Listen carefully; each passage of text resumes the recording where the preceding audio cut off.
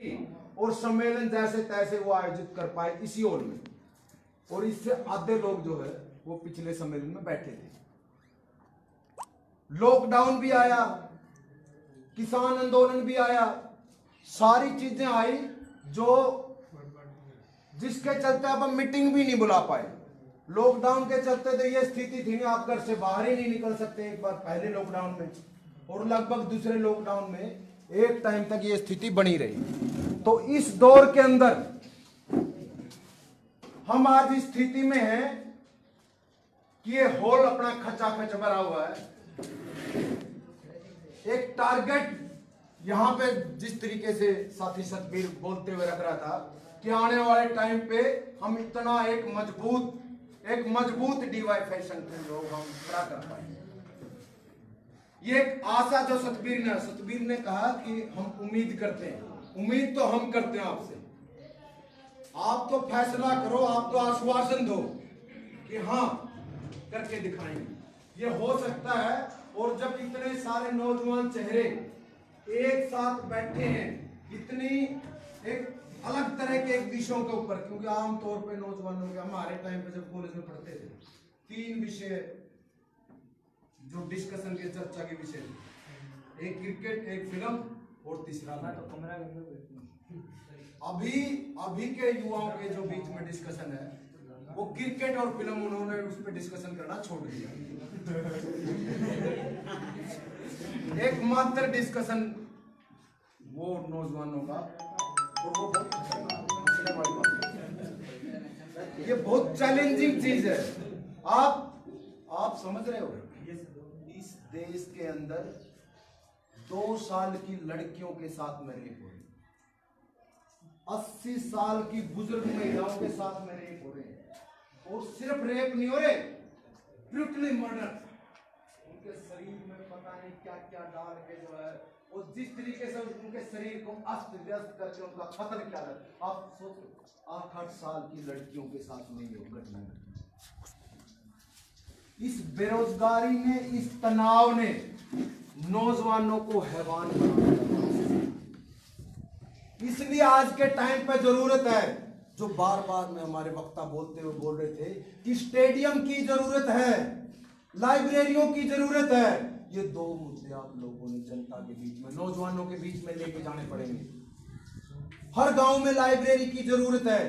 नौजवानों का जो खाली टाइम, जो बोलते हैं सर शैतान का घर होता है खाली टाइम, और नौजवानों को तो खाली कर दिया है, आप काम धंधे उनको दे नहीं रहे, रोजगार दे नहीं रहे। तो उस खाली टाइम में जो है उनके पास बैठने के लिए कोई लाइब्रेरी हो, उनके लिए खेलने के लिए कोई खेल का मैदान हो, कोई कोच हो, खेलने का सामान हो, ये चीजें आज बहुत बड़ी जरूरत है गांव के अंदर। तो नौजवान सभा जो राज्य का सम्मेलन करने जा रही है आपके ही जो जिले में, उसमें एक नारा हम देना चाहते हैं। एक नारा, गांव में स्टेडियम, गांव में स्टेडियम, और हर स्टेडियम में नौजवान सभा, और नौजवान सभा में हर खिलाड़ी। इस टास्क को लेके जाना है, खिलाड़ियों के बीच में आपको जाना है, खिलाड़ियों की स्थिति को समझना है, उनके हालातों को समझना है, और उनको साथ में लेते हुए संगठन को मजबूत करना है। और ये जो राज्य सम्मेलन, बहुत ऐसे मौके के ऊपर आप राज्य सम्मेलन का आयोजन कर रहे हैं, उसका आप मेहमानबाजी कर रहे हैं, बहुत बड़ा मौका आपके सामने जो है वो आने को जा रहा है। और 26 तारीख को एक राज्य स्तरीय रैली जो है वो करने का फैसला किया। शाहनवाज और सतबीर और बोल रहे थे कि हमने फैसला किया हमारी जिला कमेटी में, जो पिछली जिला कमेटी थी, अभी नई जिला कमेटी नई जोश के साथ में जो है और भी मजबूती के साथ में उसी फैसले को लागू करेगी। ये उम्मीद है 1500 नौजवानों का जो है 1500 नौजवानों का एक ओपन सेशन करेंगे। 2 दिन का कार्यक्रम रहेगा, उसमें डेलीगेट रहेंगे। हमारे जो डेलीगेट है उनका प्रस्ताव भी आपके बीच में आएगा, कौन कौन रहेंगे।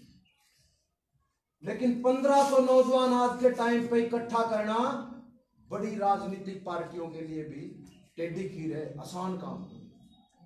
फतेहाबाद के गांव में जाना पड़ेगा, गांव में साधन करवाने पड़ेंगे। नौजवानों को ये एजेंडा, ये जो मुद्दा जो है वो आप लोगों को समझाना पड़ेगा। और आप लोग जितने इस हॉल में बैठे हो, एक नौजवान सर के ऊपर कफन बांध के जब निकलेगा तब ये काम हो पाता है। अगर हम ये काम कर पाते हैं 26 तारीख का कार्यक्रम, बहुत एक नई एक दिशा हरियाणा के यूथ के लिए हम एक नई दिशा दे पाएंगे, एक नई दिशा हम लोगों के लिए तैयार कर पाएंगे। ये उम्मीद करते हैं कि आप लोग ये कर पाओ। हालात जिस तरीके के पिछले दिनों किसान आंदोलन का जो जिक्र आपकी रिपोर्ट में भी शानवाजी रखते हुए, इस किसान आंदोलन ने एक उम्मीद पैदा की, एक किसान आंदोलन ने उम्मीद पैदा की है देश को बचाया जा सकता है, देश के नौजवानों को प्राइवेट कंपनियों के गुलाम बनने से रोका जा सकता है, ये बचाया जा सकता है। ये उम्मीद इस किसान आंदोलन से पहले डीवाईएफआई भी नहीं करती थी। हमने मान लिया था कि सारी चीजें बिक जानी है, सारी चीजों का निजीकरण हो जाना, कुछ घरों के लिए जो है, कुछ घरों के मुनाफे के लिए सारी चीजें जो है वो चली जाएंगी। लेकिन इस किसान आंदोलन ने ये दिखाया है कि उम्मीद बाकी है, उम्मीद बाकी है। देश का नौजवान जो है उसकी रगों में अभी भी खून दौड़ रहा है। एक साथी जो बोल रहा था, कई साथियों ने मजाक करा कि सिर्फ चुनाव में आप किसी को हरा दोगे, किस पार्टी ने, बीजेपी ने, मोदी ने, मतलब मोदी ने बना दिया, वो सही बोल रहा था, काफी नहीं है, बहुत अदला बदली कर लिया अपन ने राजनीतिक पार्टियों की, एक गया दूसरा आ गया। ये जिन नीतियों के खिलाफ अपन लड़ाई का आह्वान कर रहे हैं, जिन नीतियों को की वजह से बेरोजगारी फैली, एक टाइम पे 1980 में दैनिक भास्कर की रिपोर्ट थी, 32 लोगों के ऊपर एक कर्मचारी, 32 लोगों के ऊपर एक कर्मचारी सेवा दे रहा था। अभी 95 के ऊपर एक है। तो ये एकदम तो इस सरकार ने तो नहीं कर दिया नहीं सब कुछ। तो 1990 के बाद में जो उदारीकरण की, निजीकरण की जो नीतियां जो है, ये सब कुछ बेच बाच के जो है फ्री हो जाने की जो नीतियां जो सरकारों ने अपनाई है, वो उसकी देन है। और जब वो नई सरकारें आएगी, बड़ी पूंजी की गिरफ्त में है पूरी राजनीति, बड़ी पूंजी की गिरफ्त में से राजनीति को निकालना है। तो इससे कोई फर्क नहीं पड़ता सिर्फ चुनावी हार जीत का।